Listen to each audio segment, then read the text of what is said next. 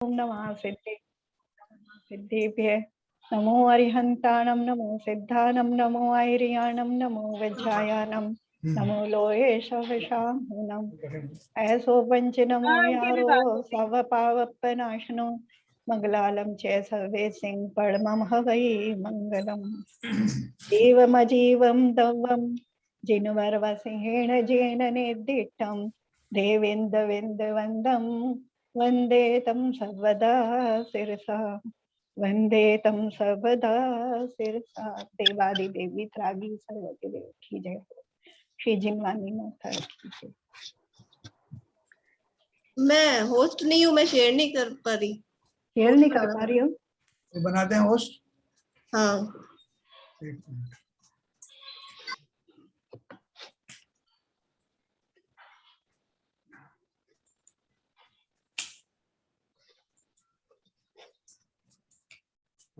कर दिया।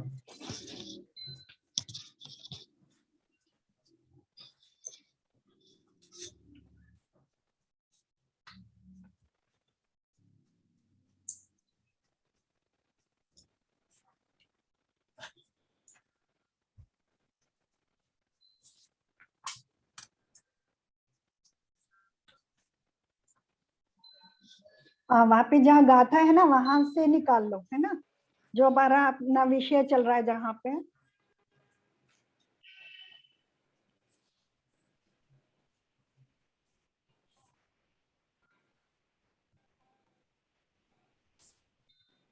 देख लो, इससे अगर लोगों को सबको लाभ होता है कोई तो दिख रहा है ना? नहीं अभी नहीं, अभी क्षमा, अभी पहले आया था, पहले अभी दिख रहा था। हाँ, नहीं मैं ठीक है। ये फर्स्ट वाली लगानी है ना आंटी? हाँ, पहले नंबर की गाथा जहाँ से शुरू हुई है ना, जो भी पेज है तुम्हारे ग्रंथ में। हाँ अभी आया। चलो ना सर, मैं क्या करूंगा, बोलूंगा। हाँ आ गया। और शब्दार्थ की तो जरूरत है नहीं ना, वो रितु ने भेज दिया, उससे काम चल जाएगा मेरे ख्याल से, है ना। जो रितु ने भेजा उससे शब्दार्थ का काम हो जाएगा। और वैसे हम यहाँ समझ ही रहे हैं, तो कहीं जरूरत हो तो आपके पास जो अपनी कॉपी है उसमें आप कहीं लिख भी सकते हैं ना। तो अपना ये द्रव्य संग्रह ग्रंथ चल रहा है। आचार्य नेमिचंद सिद्धांति देव के द्वारा इसकी रचना की गई है और ब्रह्मदेव सूरी ने इसकी संस्कृत टीका की है और जवाहरलाल जी शास्त्री ने इसका हिंदी अनुवाद किया है। पहली अपनी मंगलाचरण वाली पहले नंबर की गाथा चल रही है। पहले उसका एक बार रिवीजन कर लेते हैं, जितना भी थोड़ा सा हमारा हो गया था, 2 क्लास हो चुकी हैं। जीव, जीवम, अजीवम, द्रवम।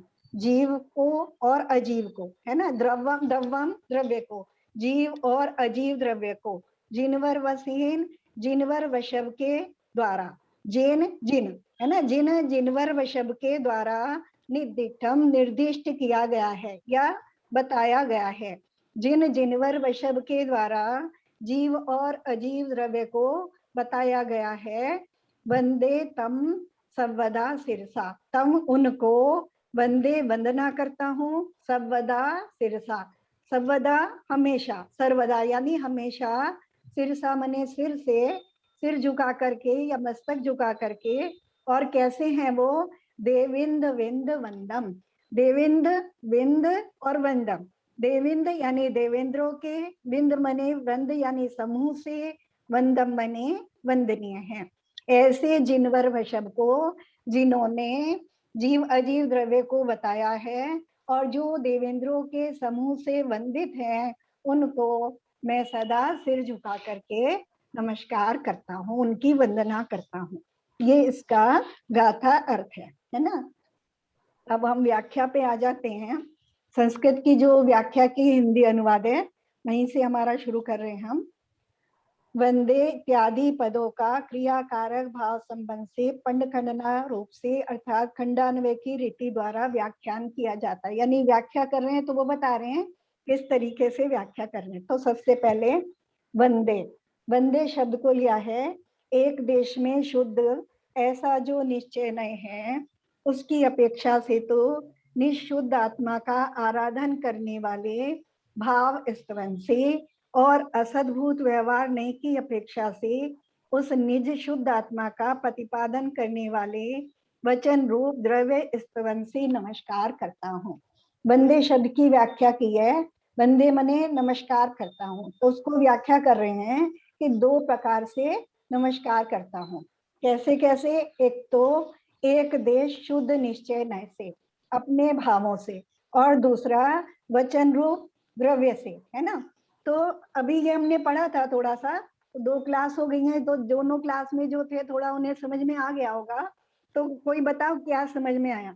एक देश शुद्ध निश्चय नय, है ना, उससे जो नमस्कार कर रहे हैं, और असद्भूत व्यवहार नहीं की अपेक्षा जो नमस्कार कर रहे हैं। किसी को समझ में आया तो बताओ थोड़ा सा क्या समझ में आया।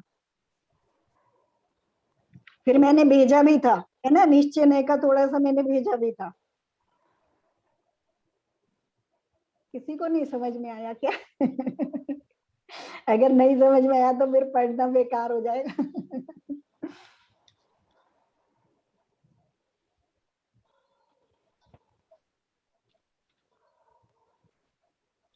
कोई तो बताओ, मीना भाभी बताओ, कुछ तो समझ में आया होगा थोड़ा बहुत। आप हाँ, एक बार और क्वेश्चन करिएगा, एक बार क्वेश्चन फिर से करिए। हाँ, हमारा जो यहाँ कह कट रहे गया हैं था। एक देश शुद्ध निश्चय नय है ना, उसकी अपेक्षा तो निज शुद्ध आत्मा का आराधन करने वाले भाव स्तवन से, है ना, ये नमस्कार करता हूँ। इसका क्या मतलब होगा, क्या कह रहे हैं इसमें? इन्होंने केवल इसमें ना, केवल दूसरी चीज की इसमें कोई अपेक्षा नहीं है, केवल इन्होंने आत्मा के से बोला है। निश्चय मतलब आत्मा ही, मतलब आत्मा के बारे में ही चिंतन हुआ है यहाँ पे। देखो पहले हमने हाँ देखो, भाव स्तवन की बात कर रहे हैं। हाँ, जो आत्मा से अपने भावों अभेद से, दृष्टि है ना? आपने लिखा था ना। हाँ हाँ, तो उसमें एक देश निश्चय नय से अभेद दृष्टि लिखा है ना, कि मतलब उसमें कोई, हाँ, निश्चय नय का मतलब समझ में आया है पर एक्सप्लेन नहीं कर पा रहे। हाँ देखो एक बार फिर से समझ लो। जो पहले आप हमने समझाए हो। हाँ, नए मतलब, है ना, जो वस्तु के, वस्तु यानी कोई भी द्रव्य, वस्तु समझो, द्रव्य समझो, पदार्थ समझो, जो उसके संपूर्ण में से एक अंश को ग्रहण करता है, उसे हम नए कहते हैं।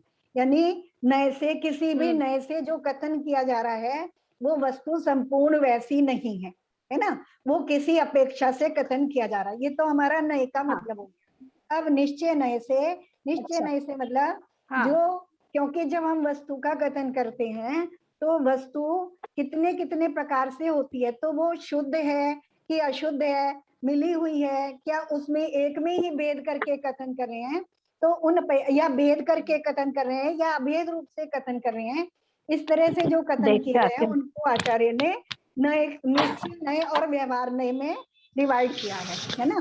तो जहां वस्तु का कोई भेद ना करके, कोई भी द्रव्य है, चाहे वो जीव द्रव्य है, चाहे पुद्गल द्रव्य है या अन्य कोई द्रव्य है, जब उसमें कोई भेद किए बिना या उसमें कुछ मिलाए बिना जो कथन किया जा रहा है उसके बारे में, तो वो निश्चय नय के अंतर्गत आ जाता है ना। तो उसमें भेद किया जा रहा है। एक मिनट, जिसका शोर हो रहा है वो थोड़ा सा म्यूट कर लो, है ना। तो जिसमें भेद किया जा रहा है या जिसमें कुछ मिलाया जा रहा है, यानी किसी भी वस्तु में, चाहे वो जीव द्रव्य है चाहे पुद्गल द्रव्य है, उसमें कोई जब भेद नहीं किया जा रहा है या उसमें कुछ मिलाया नहीं जा रहा है और वहां उसका कथन किया जा रहा है, तो वो निश्चय नय से कथन है ना, बिना मिलाए या बिना भेद किए जो कथन किया जा रहा है। अब जो निश्चय नय से जो अभेद दृष्टि से जो कथन किया जा रहा है ना, अभेद दृष्टि से जहाँ कथन किया जा रहा है, वो अभेद दृष्टि को आचार्य ने तीन प्रकार से बताया।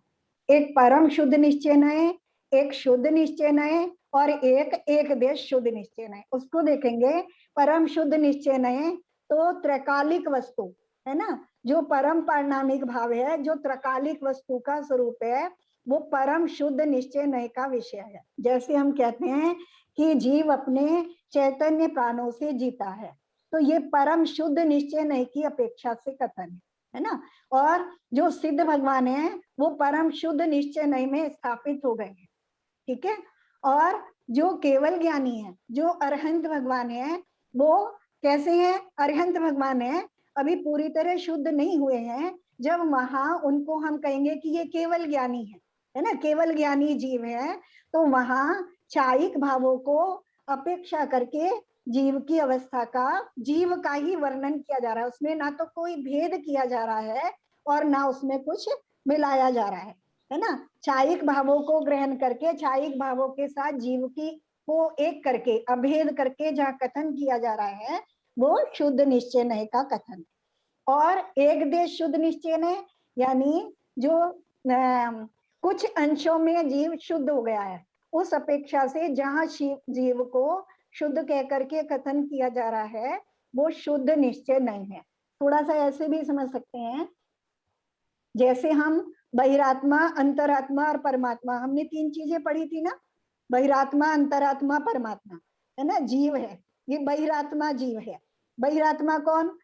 जो मिथ्या दृष्टि है, रागी द्वेषी है ना। तो जब हम ये कह रहे हैं कि जीव रागी द्वेषी है, मिथ्या दृष्टि है, तो ये अशुद्ध निश्चय नय में चला जाता है कि वहां जीव को अशुद्धता के साथ एक में करके देखा जा रहा है। जब अशुद्ध निश्चय नय पढ़ेंगे तो वहां हम ये इसको समझेंगे। अभी हम पढ़ रहे हैं फिर जहां से जीव सम्यक दृष्टि हो गया है ना, उस और 5वां, 6वां, 7वां यानी या अंतरात्मा के जितने गुण स्थान हैं वो सब एक देश शुद्ध है ना। वहां एक देश शुद्धता हो गई है, कोई मतलब क्षयिक भाव नहीं है, क्षयोक्षम भाव। जहाँ क्षयोक्षम भाव को जीव के साथ एक करके कथन किया जा रहा है, अभेद करके कथन किया जा रहा है, वो एक देश शुद्ध निश्चय नहीं है।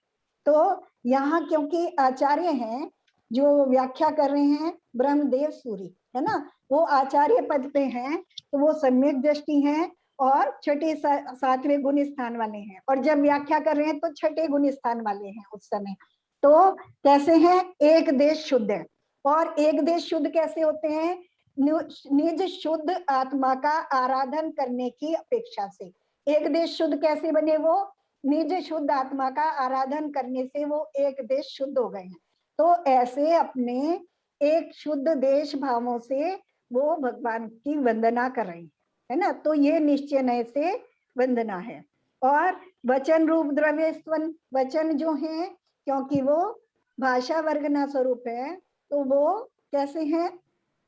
उद्गल द्रव्य है ना। वचनों के माध्यम से जो वंदना की जा रही है, तो क्योंकि उन दोनों की एक देश सत्ता, एक क्षेत्र अवकाश सत्ता नहीं है, वो मिलाकर के उनका कथन किया जा रहा है। वचन को यानी पुद्गल वर्गनाओं को जीव के साथ मिलाकर के कथन किया जा रहा है। जीव के साथ मिलकर के वो उत्पन्न हो रहे हैं, तो वो व्यवहार नहीं है और दोनों की एक क्षेत्र अवकाश सत्ता नहीं है, इसलिए असद्भूत हैं। तो ऐसे असद्भूत व्यवहार नहीं की अपेक्षा से उस निज शुद्ध आत्मा का प्रतिपादन करने वाले वचन रूप द्रव्य स्तवन से नमस्कार करता हूँ, ठीक है। और परम शुद्ध निश्चय नय से वंद्य वंदक भाव नहीं है, अर्थात एक देश शुद्ध निश्चय नय और असद्भूत व्यवहार नहीं की अपेक्षा से ही जिनेन्द्र वंदना करने योग्य है।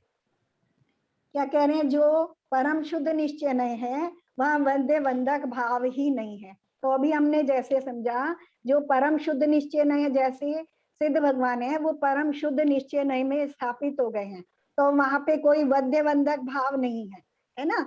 और जब जीव ऊपर के गुण स्थानों में अपने आत्मा में ही एकाग्र होने लगता है, यानी जो परम पारणामिक त्रैकालिक भाव है उसमें स्थिति करने लगता है, तो वहां भी वंदना करने का विकल्प नहीं होता, है ना। तो ऐसे जो परम शुद्ध निश्चय नहीं है उसकी अपेक्षा से वंदे वंदक भाव नहीं होता।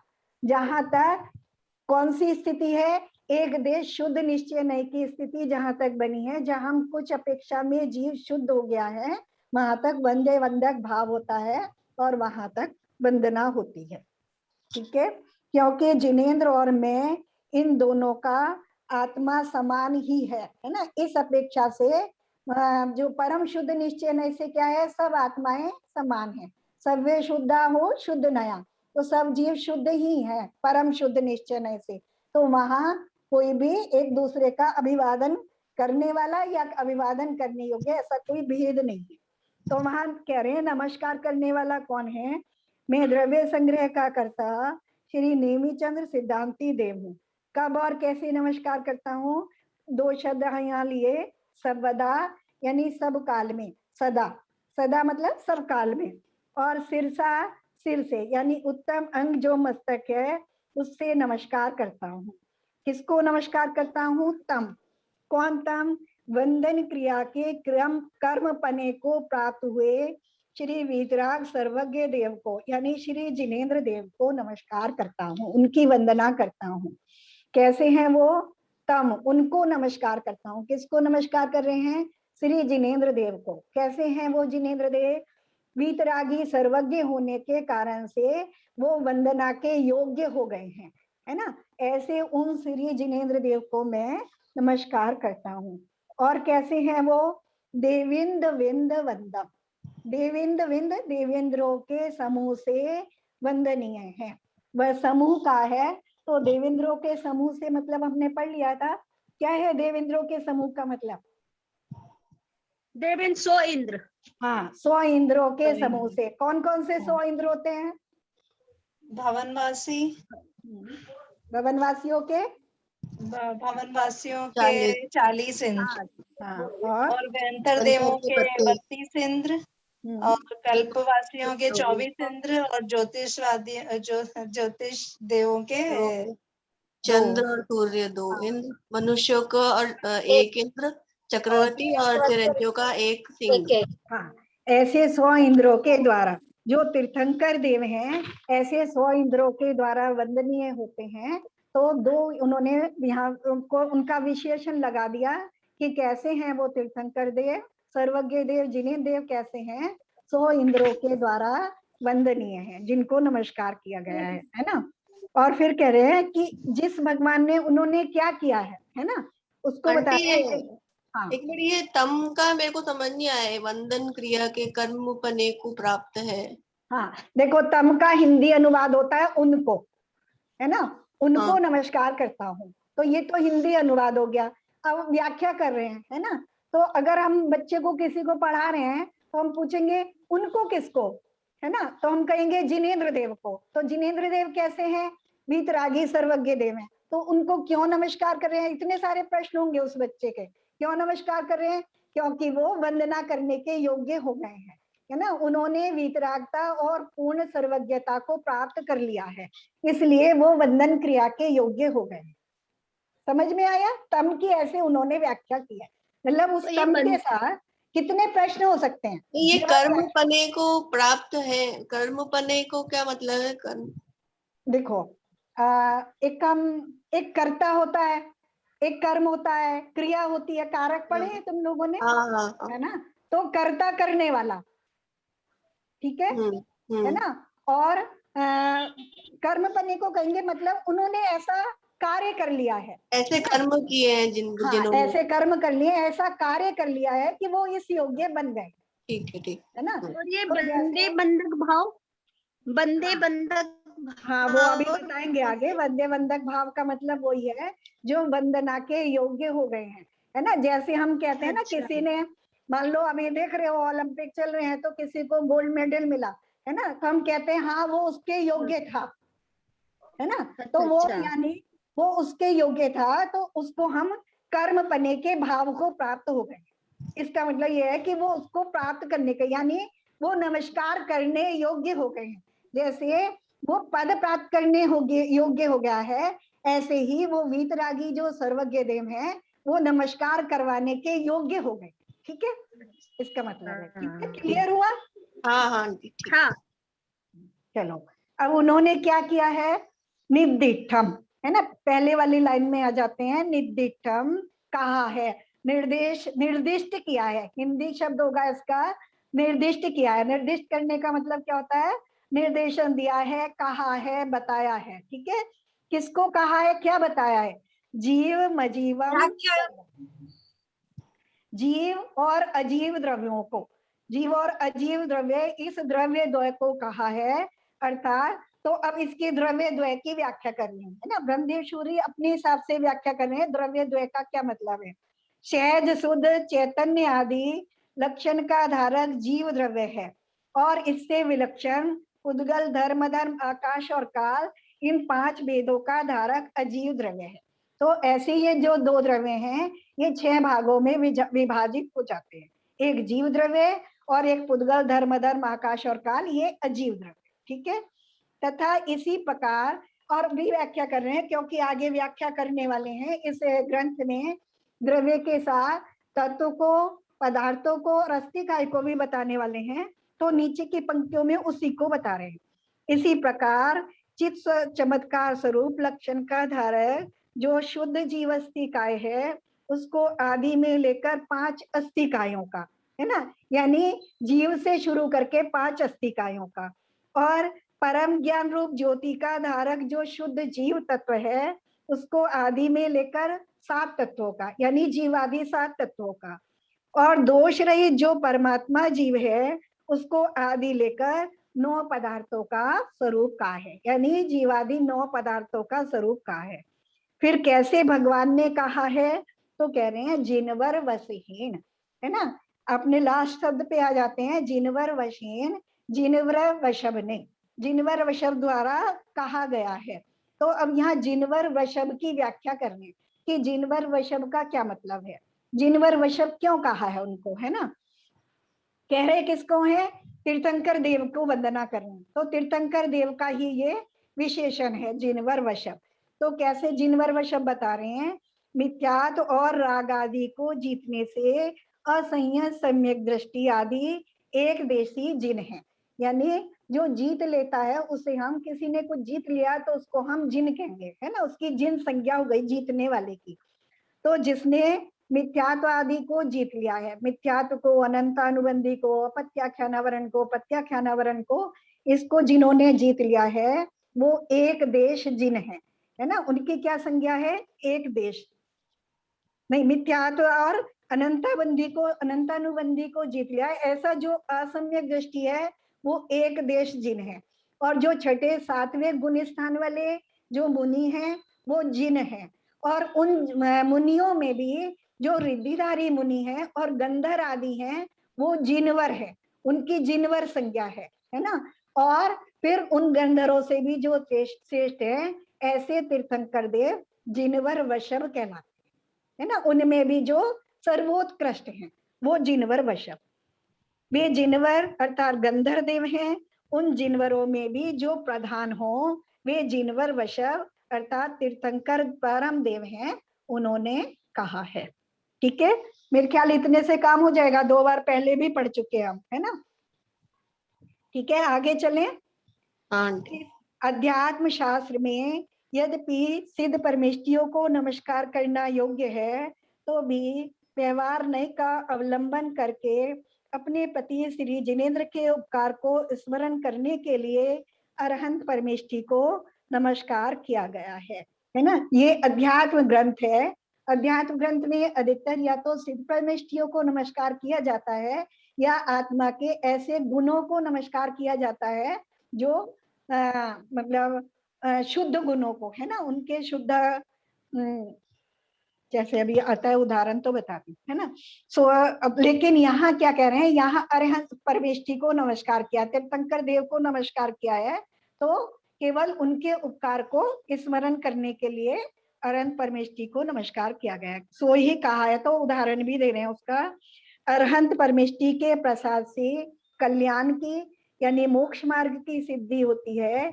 इस कारण उत्तम मुनियों ने शास्त्र की आदि में अरहत परमेष्टि के गुणों की स्तुति करने का कथन किया है, क्योंकि उनके निमित्त से हमें मोक्ष मार्ग बन पाता है, हमारा कल्याण हो पाता है, तो इसलिए अरहंत परमेष्टि को भी नमस्कार किया जाता है।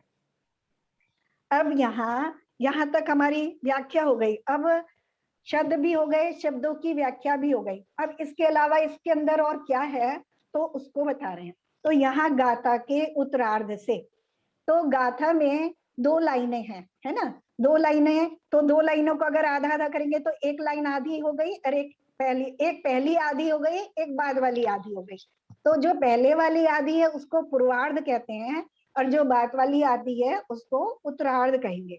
तो अब यहाँ उत्तरार्ध वाली लाइन का यानी बाद वाली लाइन का बात कर रहे हैं, जहां उन्होंने कहा है देवीम दविंद वंदम वंदे तव सर्वदा सिरसा, यानी उसको बता रहे हैं उससे, और उसकी व्याख्या कर रहे हैं अपने उससे। यहाँ गाथा के उत्तरार्ध से नास्तिकता का त्याग, शिष्ट पुरुषों के आचरण का पालन, पुण्य की प्राप्ति और विघ्न की रहितता, इन 4 लाभों के लिए शास्त्र के आदि में श्री जिनेंद्र की स्तुति की जाती है ना। पहले तो उन्होंने बताया कि श्री जब कोई भी शास्त्र प्रारंभ करते हैं तो वहां शुरू में सबसे पहले उसमें गाथा में या श्लोक में जिनेंद्र भगवान की स्तुति करते हैं। तो कारण बता रहे हैं कि जिनेंद्र भगवान की स्तुति क्यों करते हैं, तो 4 कारणों से करते हैं। ये सबको अच्छे से समझ में आ गया था, है ना, कि 4 कारणों से जिनेंद्र भगवान की स्तुति की जाती है। शास्त्र के प्रारंभ में न भी करें, जब भी हम जिनेंद्र भगवान की स्तुति करें तो वहां हमारी ये 4 ही प्रयोजन होते हैं, है ना।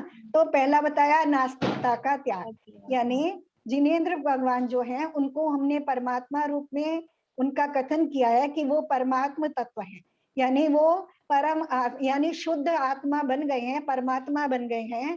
तो जो परमात्मा को हम स्वीकार कर रहे हैं तो इसका मतलब हम नास्तिक नहीं है, क्योंकि नास्तिक उनको कहा जाता है जो परमात्मा के कर्म इत्यादि के अस्तित्व को स्वीकार नहीं करता। तो हमने जिनेंद्र भगवान की वंदना की है, तो वहां हमारा यानी हमने परमात्मा की वंदना की है, उनको नमस्कार किया है, उनकी विनय की है, तो नास्तिकता का त्याग हो गया। ठीक है। दूसरा शिष्ट पुरुषों के आचरण का पालन, है ना। जो उत्तम पुरुष होते हैं, शिष्ट पुरुष होते हैं, तो वो अपने से बड़ों की हमेशा विनय करते हैं। जो परमात्मा है वो गुणों में हमारे से श्रेष्ठ हैं, है ना, हमसे बड़े हैं, तो उनकी विनय करना ये हमारे आचरण के अनुकूल है। ठीक है। तो आचरण, इसमें हमारे सदाचार का पालन होता है। पुण्य की प्राप्ति, है ना, जब हम गुणों के प्रति विनय का भाव लाते हैं तो हमारी कषायों की मंदता होती है, और कषायों की मंदता होने से पुण्य की प्राप्ति होती है। और विघ्न की रहितता, और जब हमें पुण्य की प्राप्ति होती है तो जब हम कोई शुभ कार्य, अच्छा कार्य करने जा रहे होते हैं तो वो हमारा विघ्न रहित होकर के संपन्न हो जाता है ना। तो ये मंगलाचरण के लिए उन्होंने व्याख्या की है। तो इस प्रकार श्लोक में कहे हुए जो 4 फल हैं, है ना, उनको उत्तम रीति से देखते हुए शास्त्रकार, है ना, इन 4 फलों की सिद्धि हो जाती है इस उत्तरार्ध वाली लाइन से। कैसे कह रहे हैं, अभीष्ट, अधिकृत तथा अभिमत, ऐसे 3 प्रकार के देवता के अर्थ। देवता की परिभाषा कर रहे हैं कि जिनको परमात्मा की परिभाषा कर रहे हैं, एक तरह से ये समझ लो कि परमात्मा किसको मानेंगे, है ना। ये 3 प्रकार के बता दिए कि उसमें 3 जो हम विशेषण लगाए उन्होंने, एक अभीष्ट, एक अधिकृत और एक अभिमत। अभीष्ट तो हमें समझ में आता है, इष्ट मने कल्याण, सुख, है ना, तो जो कल्याण और सुख के निमित्त है। तो जो जिनेंद्र परमात्मा है, अरिहंत सिद्ध हैं, वो हमारे कल्याण में निमित्त होते हैं, वो इसलिए वो हमारे लिए इष्ट हैं, है ना। उनकी हम वांछा करते हैं, उनसे हम सुख की कामना करते हैं, तो वो इष्ट हैं। तो ऐसे जो जिनेंद्र भगवान है, तो यहाँ किसको नमस्कार किया, जिनेंद्र भगवान को नमस्कार किया, तो वो अभिष्ट हो गए। ठीक है। दूसरे अधिकृत, है ना, अधिकारी है। अधिकृत मतलब ग्रंथ के आदि में या प्रकरण में जो नमस्कार क्रिया करने के योग्य हैं, यानी जिस चीज का कथन किया जा रहा है उससे संबंधित उन्होंने सब जो उत्तम गुण है उनको उन्होंने प्राप्त कर लिया है ना, उसके वो अधिकारी हो गए हैं। मान लो इसमें जीव अजीव द्रव्य का कथन किया जा रहा है, तो उन्होंने उस जीव, परम जीव तत्व को, परम शुद्ध जीव तत्व को प्राप्त कर लिया है, उसका अनुभव कर लिया है, और उनसे संबंधित जो अजीव इत्यादि तत्व हैं उन सबको भी उन्होंने भली प्रकार से जैसा का तैसा जान लिया है, तो इसलिए वो इस कथन को करने के अधिकारी हो गए। तो इस तरह अधिकृत और अभिमत। अभिमत मतलब हमने जैसे समझा था कि जो अगर हम वैसे कहेंगे सर, तो सब जो संसार जिनको मान्यता दे रहा है ना, यानी विवादों के बिना जो मान्य हो गए वो अभिमत के अंतर्गत आते हैं। या हम कहेंगे जो ज्ञानियों के द्वारा, है ना, जिन्होंने कि क्या वस्तु है क्या वस्तु उपादेय है, ऐसा जिन्हों को ज्ञान हो गया है, ऐसे ज्ञानियों के द्वारा जो वंदना करने के योग्य मान लिए गए हैं, ऐसा अभिमत, यानी जो ज्ञानियों के मत में वंदनीय है। तो वहां उन्होंने विशेषण लगाया देविंद विंद वंदम, यानी जो श्रेष्ठ है, यानी जो देवेंद्रों के 100 देवेंद्रों का समूह जिनकी वंदना करता है, यानी 100 देवेंद्रों के द्वारा जो मान्य हो रहे हैं, तो वो सभी लोग के लिए मान्य हो गए ना, सभी के लिए मान्य हो गए। तो ऐसे अभिमत, इस ऐसे 3 प्रकार के देवता के अर्थ, तो वो तीनों उनमें पाए जाते हैं, है ना, जो वितरागी सर्वज्ञ देव अरहंत देव हैं, ये तीनों उनमें लागू होते हैं। और फिर कह रहे मन वचन और काय इन तीनों के द्वारा नमस्कार करते हैं।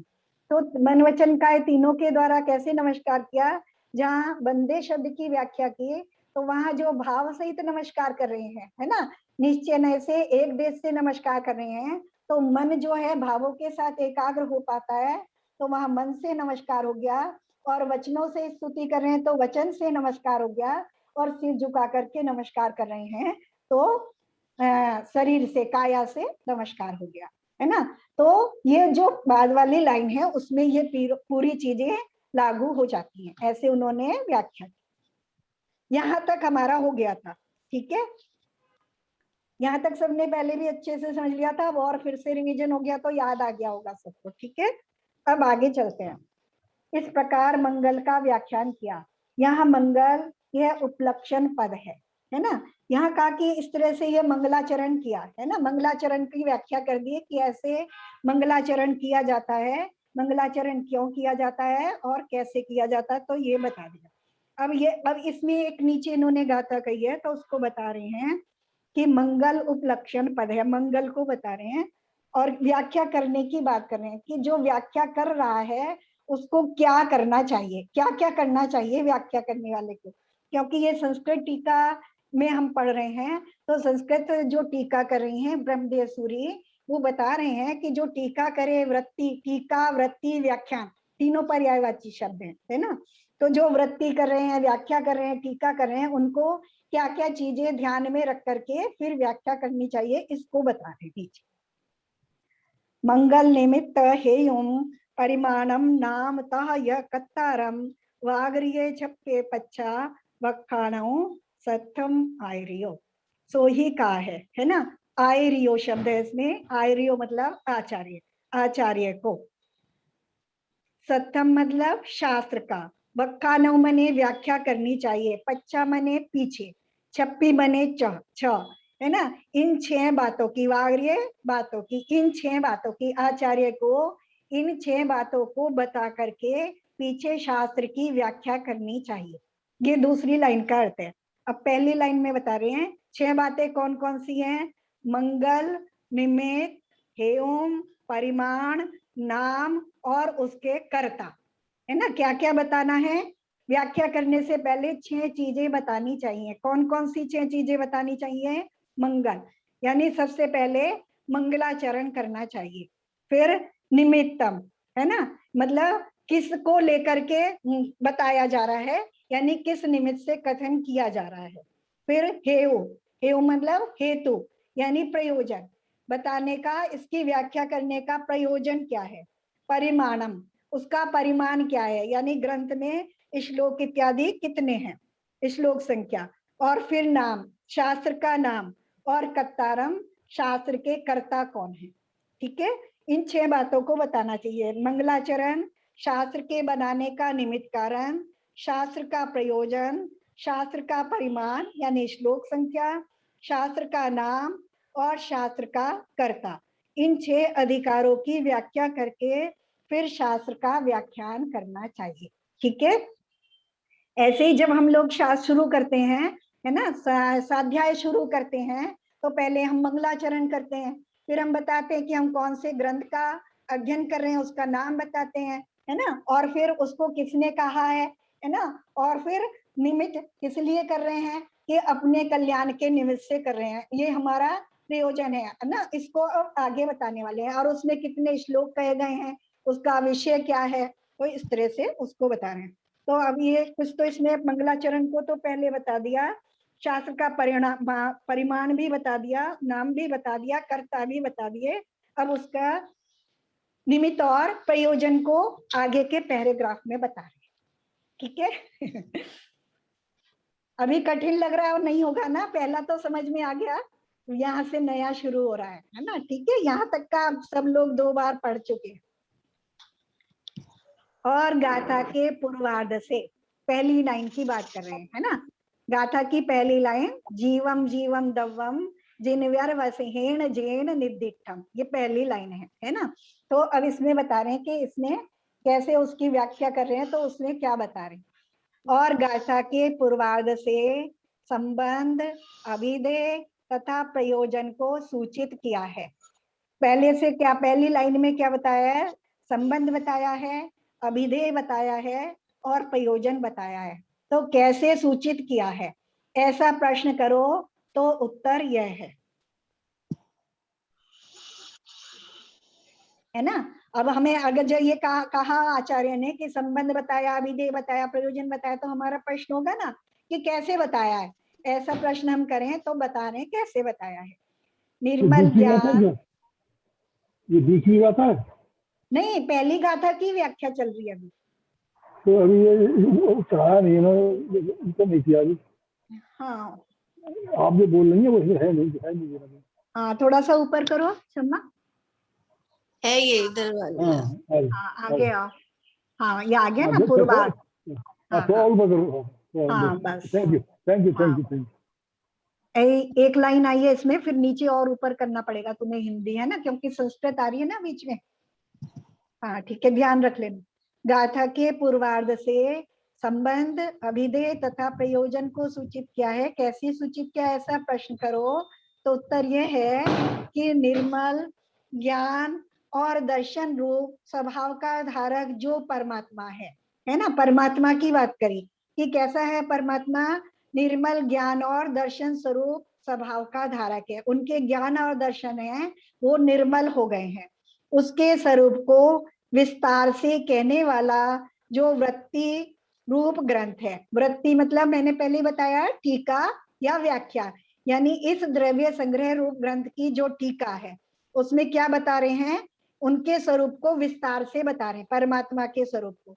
वह तो व्याख्यान है, उसे क्या कहेंगे हम, व्याख्यान कहेंगे, है ना। जो उसको कहा जा रही है, उसकी जो व्याख्या कही जा रही है, किसकी व्याख्या कही जा रही है, परमात्मा के स्वरूप की जो व्याख्या कही जा रही है उसे हम क्या कहेंगे, व्याख्यान। और परमात्मा स्वरूप प्रतिपादक जो गाथा सूत्र रूप द्रव्य ग्रंथ संग्रह ग्रंथ है वह व्याख्या है ना। किसकी व्याख्या की जा रही है, द्रव्य संग्रह ग्रंथ की व्याख्या की जा रही है। जो व्याख्या की जा रही है वो तो व्याख्यान है, और जिसकी व्याख्या की जा रही है वो व्याख्या है। तो इस प्रकार दोनों में संबंध हो गया।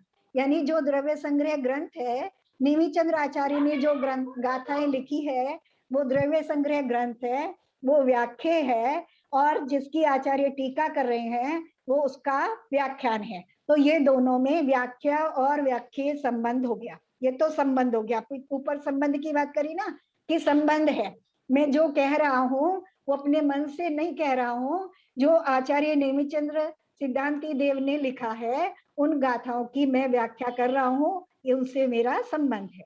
ठीक है। और जो व्याख्या करने योग्य द्रव्य संग्रह का सूत्र कहा गया है वही अभिधान अर्थात वाचक कहलाता है।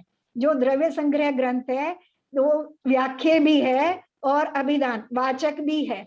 किसका वाचक है वो, अनंत ज्ञान और अनंत गुणों का आधार जो परमात्मा का स्वभाव है उसका वाचक है ना। वो क्या कहलाता है, अभिधेय। यानी जो द्रव्य संग्रह ग्रंथ है वो क्या कहने वाला है, जो वो बताने वाला है वो अभिधेय है, और जिसको वो बता रहा है वो अभिधान है ना। बताने वाला जो ग्रंथ है वो अभिधान है, और जिसको वो बताने वाला है, किसको बताने वाला है, अनंत ज्ञान अनंत गुणों का आधार जो परमात्मा है उसके स्वभाव को बताने वाला है है ना, उसके शुद्ध स्वभाव को भी, अशुद्ध स्वभाव को भी, व्यवहार स्वभाव को भी, निश्चय स्वभाव को भी, सबको बताने वाला है ना, तो वो अभिधेय कहलाता है। अर्थात कथन करने योग्य विषय है। कथन करने योग्य विषय क्या है? परमात्मा का स्वरूप। कैसा परमात्मा? जो अनंत ज्ञान और अनंत गुणों का समूह है, ऐसे परमात्मा को। तो इस प्रकार अभिधान अभिधेय का स्वरूप जानना चाहिए। यानी कोई वस्तु है ना, जो वस्तु है उसी का कथन किया जा रहा है। ऐसा नहीं है कि कोई है ही नहीं, है ना। जैसे कल्पना करके कोई उपन्यास लिखा जा रहा है तो वहां अभिधान अभिधेय संबंध नहीं है। अगर है तो मात्र उस कवि की कल्पना में या उस राइटर की कल्पना में है। लेकिन यहाँ यथार्थ वस्तु है, यानी अनंत गुणों का धारक जो द्रव्य है वो अभिधेय है, और उसका कथन द्रव्य संग्रह नाम के ग्रंथ के माध्यम से किया जा रहा है, तो वो अभिधान है। उसका जो कथन करना है वो अभिधान है। व्यवहार नहीं की अपेक्षा से, ये अभिधान और अभिधेय हो गया। अब प्रयोजन को बता रहे। व्यवहार नहीं की अपेक्षा से सठ द्रव्य आदि का जानना, यह इस ग्रंथ का प्रयोजन है ना। अब प्रयोजन बता रहे हैं कि प्रयोजन को भी 2-3 नयों से बता रहे हैं। प्रयोजन है ना, हमारे लिए क्या है? हमारे लिए प्रयोजन महत्वपूर्ण है, क्योंकि हमारा भी प्रयोजन है। तो क्या कह रहे हैं? व्यवहार नय की अपेक्षा से सठ द्रव्य आदि का जानना इस ग्रंथ का प्रयोजन है। व्यवहार नय से, है ना। तत्वार्थ श्रद्धानम सम्यक दर्शनम, जैसे हमने पढ़ा था, तो ये कथन व्यवहार नय का है, यानी तत्वों का श्रद्धान करना, 6 द्रव्यों का श्रद्धान करना, 9 पदार्थों का श्रद्धान करना, 85 का एक श्रद्धान करना, ये सब श्रद्धान करना ये व्यवहार नय से है ना। तो व्यवहार नय से इस ग्रंथ का ये जानने का प्रयोजन है। और निश्चय नय से अपने निर्लेप शुद्ध आत्मा के ज्ञान से उत्पन्न जो विकार रहित परम आनंद रूप लक्षण का धारक सुख है, उस सुख रूपी अमृत रस का आस्वादन करने रूप जो निज आत्मा के जानने रूप ज्ञान है, वह इस ग्रंथ का प्रयोजन है। पहले इसको वाक्य को शॉर्ट कर लेते हैं कि निश्चय नय से क्या प्रयोजन है? निश्चय नय से निज आत्मा को जानने रूप। निश्चय नय से क्या प्रयोजन है हमारा? व्यवहार नय से तो हमें 7 तत्वों को जानना है, 6 द्रव्यों को जानना है, 9 पदार्थों को जानना है। लेकिन निश्चय नय से क्या जानना है? निज आत्म स्वरूप को जानना है। निश्चय नय से निज आत्म स्वरूप को जानना इस ग्रंथ का प्रयोजन है ना, उसका ज्ञान करना। तो वो निज आत्म स्वरूप का यहाँ वो दिया है, सारा विशेषण दिए हैं कि वो निज आत्म स्वरूप कैसा है? निर्लेप। निर्लेप माने कर्मों के लेप से रहे, शुद्ध, कर्मों से रहित शुद्ध, आत्मा के ज्ञान से उत्पन्न जो विकार रहित आनंद है ना। जो अभी हमें इंद्रियों के माध्यम से आनंद आता है, उस आनंद की बात नहीं कर रहे, अपनी आत्मा से जो आनंद आ रहा है, ऐसे परम आनंद रूप लक्षण का धारक जो सुख है, उस सुख रूपी अमृत का आस्वादन करने के लिए मुझे निज आत्मा का ज्ञान प्राप्त करना है, वो निश्चय नय से है। ठीक है। और परम निश्चय नय से, है ना, परम शुद्ध निश्चय नय हमने पढ़ा। परम निश्चय नय से उस आत्मज्ञान के फलस्वरूप केवल ज्ञान आदि अनंत गुणों के बिना न होने वाली निज आत्मा रूप उपादान कारण से सिद्ध होने वाली ऐसी जो अनंत सुख की प्राप्ति है, वह इस द्रव्य संग्रह ग्रंथ का प्रयोजन है। निश्चय नय से तो निज आत्म तत्व का, निशुद्ध आत्म तत्व का ज्ञान करना प्रयोजन है, और परम शुद्ध निश्चय नय से उस आत्मा के सुख को, निज आत्म तत्व के परम सुख को प्राप्त कर लेना मेरा प्रयोजन है ना, परम शुद्ध निश्चय नय से। ठीक है। परम निश्चय नय से उस, और वो कैसा है? वो अनंत सुख केवल ज्ञान आदि अनंत गुणों के बिना नहीं होता है ना। केवल ज्ञान आदि अनंत गुण प्राप्त हो जाते हैं, तभी वो प्राप्त होता है। और कैसे प्राप्त होता है? निज आत्मरूप उपादान से ही उसकी प्राप्ति होती है। ऐसे जो सिद्ध होने वाली अनंत सुख की प्राप्ति है, वह इस द्रव्य संग्रह ग्रंथ का प्रयोजन है। इस प्रकार प्रथम जो नमस्कार गाथा है उसका व्याख्यान किया गया। ठीक है। ये सब समझने के लिए है। आगे आगे जब हम इसे पढ़ेंगे तो ये चीजें हमें अपने आप डिटेल में समझ में आने लगेंगी, है ना। बस मुख्य रूप से क्या है कि हम क्यों पढ़ रहे हैं, तो आचार्य हमें प्रयोजन भी बता रहे हैं कि हम जो स्वाध्याय कर रहे हैं वो बिना प्रयोजन के नहीं कर रहे हैं, उसमें हमारा व्यवहार से प्रयोजन तो वस्तु के स्वरूप को जिन जिन माध्यमों से जाना जा सकता है उन सबको जानना है।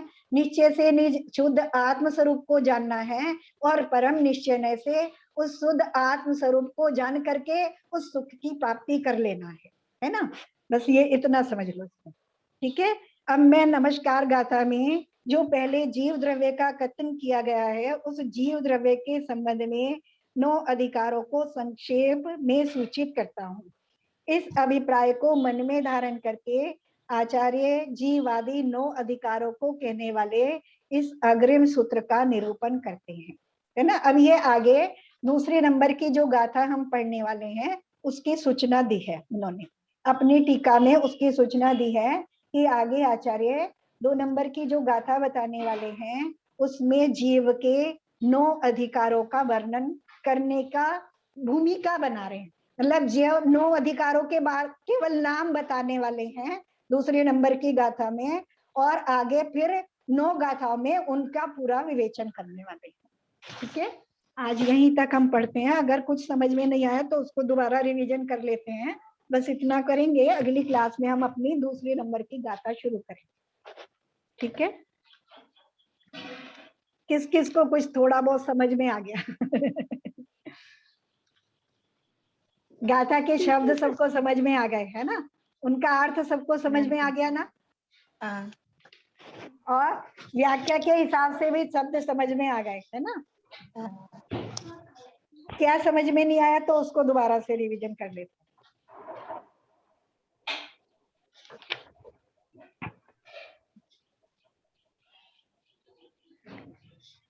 पूर्वार्ध और उत्तरार्ध पूर्वार्ध और उत्तरार्ध समझ में नहीं आया।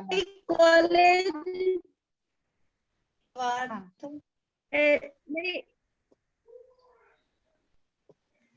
हाँ क्या बोल रही, बोलो। आंटी जी, हाँ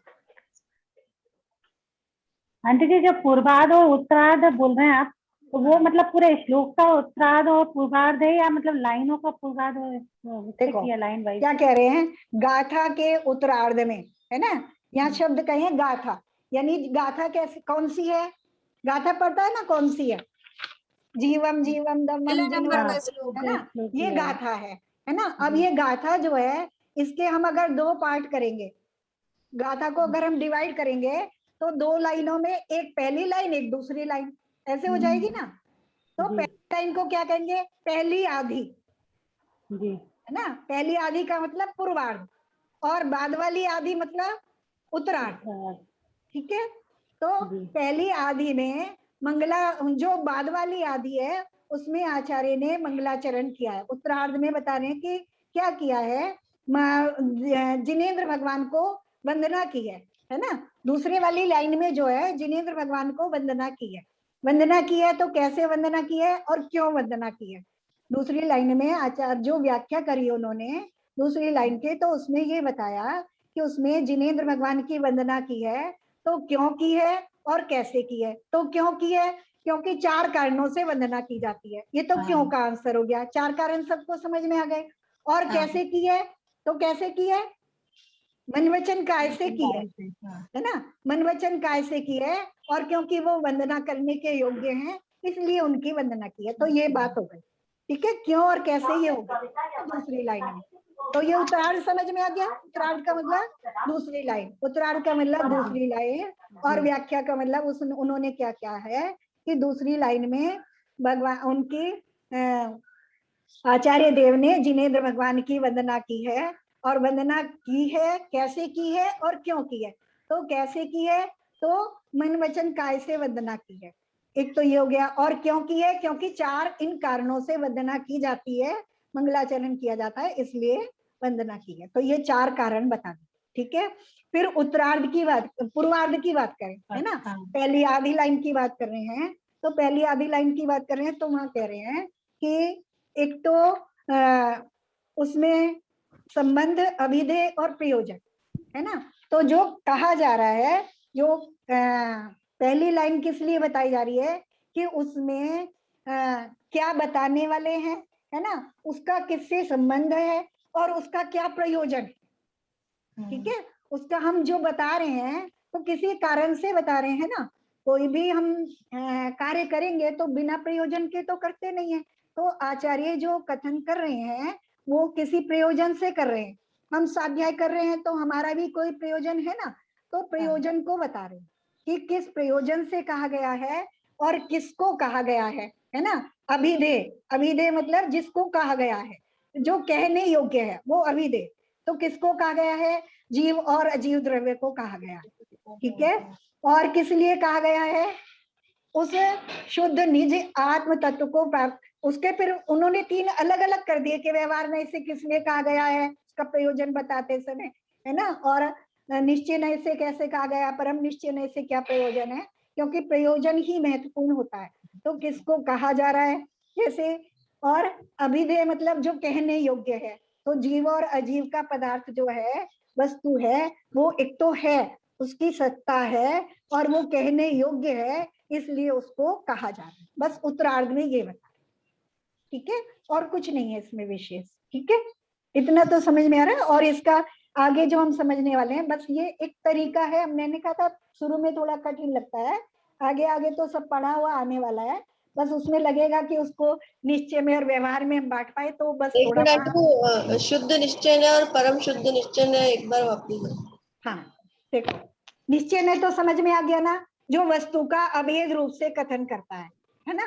अभेद रूप से कथन करता है यानी जो जीव को मात्र जीव कह रहा है, या सब चीजों को मिला करके भी जो कथन वो कर रहा है, मतलब एक ही रूप से देख रहा है, एक वस्तु को एक रूप से देख रहा है, बिना भेद किए। गुण गुणी का भेद नहीं कर रहा है, पर्याय पर्याय का भेद नहीं कर रहा है ना। जैसे मैं कह रहा हूँ कि जीव ज्ञानी है, जब हम ये कह रहे हैं तो वहां हम कोई भेद नहीं कर रहे, जीव में और ज्ञान में भेद नहीं कर रहे। या अग्नि उष्ण है, वहां अग्नि और उष्णता में हम भेद नहीं कर रहे हैं। गुण गुणी का, अग्नि क्या है? गुणी है। उष्णता क्या है? गुण है। जीव क्या है? गुणी है। ज्ञान क्या है? गुण है। वहां हम भेद नहीं कर रहे हैं, तो वो निश्चय नय का कथन है। अब उसमें परम शुद्ध निश्चय नय, शुद्ध निश्चय नय, ऐसे हमने भेद किए, है ना। तो परम शुद्ध निश्चय नय जो वस्तु के त्रैकालिक स्वरूप को ग्रहण करता है, यानी जो कल भी था, आज भी है और कल भी रहने वाला है। परम पारणामिक भाव त्रैकालिक जो वस्तु है उसको ग्रहण करते हैं। जैसे जीव अपने चेतना प्राणों से जीता है, आगे बताएंगे इसको, आगे बहुत अच्छे से बताने वाले। तो जीव अपने चैतन्य प्राणों से जीता है, तो निगोद में है तब भी वो अपने चैतन्य प्राणों से जी रहा है, अभी भी निश्चय नय से, है ना। परम शुद्ध निश्चय नय से जीव अपने चैतन्य प्राणों से जीता है, अभी भी हम अपने चैतन्य प्राणों से जी रहे हैं निश्चय नय से। व्यवहार की अपेक्षा बात करेंगे तो अब अलग बात करेंगे। और जो सिद्ध परमेष्टि है, वहां उनको व्यवहार प्राण नहीं है, तब भी वो जीवित है ना, तो वहां भी वो अपने चेतना प्राणों से, तो यानी त्रैकालिक, और हर अवस्था में वो उसको ग्रहण करता है ना। तो वो परम शुद्ध निश्चय नय हो गया। और शुद्ध निश्चय नय से जब बात करेंगे तो जीव के जो छायिक भाव हैं उनके साथ जीव को एक रूप देख करके जहाँ कथन कर रहा है। जैसे जो अरिहंत परमेष्टि है वो केवल ज्ञानी है ना, या केवल ज्ञानी जीव, है ना। जीव केवल ज्ञानी है, तो जहाँ तो वो केवल ज्ञान क्या है? छायिक भाव है ना। लेकिन वहां ये नहीं कह रहे जीव में केवल ज्ञान है, भेद नहीं कर रहे हैं, है ना। ये नहीं कह रहे जीव में चेतना है, जीव में ज्ञान है। जब भेद करेंगे तो वो व्यवहार नय में चला जाएगा, है ना। अभी दोनों को एक करके देख रहे हैं, है ना। जब छायिक भावों के साथ एक करके देख रहे हैं तो वो शुद्ध निश्चय नय है, ठीक है। और जब विकारी भावों के साथ एक करके देख रहे हैं, जीव रागी है, जीव क्रोधी है, जीव को ही क्रोधी कह रहे हैं, तो वो अशुद्ध निश्चय नय है ना। जीव को अशुद्धता के साथ एक करके देख रहे हैं, वो अशुद्ध निश्चय नय है। और जीव सम्यक दृष्टि है, तो जीव को एक देश शुद्ध करके, है ना, सम्यक दर्शन के साथ देख रहे हैं, तो एक देश शुद्ध करके देख रहे हैं, तो वो एक देश शुद्ध निश्चय। अभी बार बार इनको पढ़ोगे ना तो अच्छे से समझ में आ जाने वाले हैं, और बार बार आगे इसी तरह व्याख्या करने वाले हैं, है ना। अभी बस आज निश्चय नहीं कोई देख लो, है ना, बस व्यवहार नहीं की फिर बाद में बात करेंगे, ठीक है। जहां अभेद करके कथन किया जा रहा है, अभेद करके, वैसे तो अभी जब क्योंकि इस तरह से कथन किया जाता है तो इस तरह से उनको कह दिया, परम शुद्ध निश्चय नय से कथन करेंगे, शुद्ध निश्चय नय से कथन करेंगे, एक देश शुद्ध निश्चय नय से कथन करेंगे, और अशुद्ध निश्चय नय से भी कथन करेंगे, ठीक है। तो क्योंकि जब हम समयसार इत्यादि ग्रंथों को पढ़ते हैं तो वहां आचार्य या तो ज्यादातर परम शुद्ध निश्चय नय से कथन करते हैं, यानी जीव के उस स्वरूप का कथन करते हैं जिसको हम परम शुद्ध निश्चय नय से देखते हैं, है ना, या फिर शुद्ध निश्चय नय से कथन करते हैं। वहां कहेंगे जीव करता नहीं है, लेकिन यहाँ अभी दूसरी गाथा में हमें बताने वाले कि जीव करता है। तो जीव करता है तो वहां बताएंगे निश्चय नय से कैसे करता है, व्यवहार नय से कैसे करता है, ऐसे व्याख्या करें, है ना। फिर आगे 9 गाथा तक वैसे व्याख्या करें, आगे समझ में आ जाएगा। वैसे थोड़ा थोड़ा आ गया होगा जहां तक है, बार बार सुनेंगे तो समझ में आ जाएगा, है ना। जिनवानी स्तुति कर लेते हैं। अद्विक क्या वाणी के ज्ञान से सूझे लोकालो, मस्तक मनो सदा बेधु दो, हे जिनवानी भारती तो जपू दिन रेन, जो तेरी शरण गए सो पावे सुखे, देव जो अरिहंत को गुरु सेवा निर्गन, दया धर्म पालो सदा यही मोक्ष का। जिनवानी माता।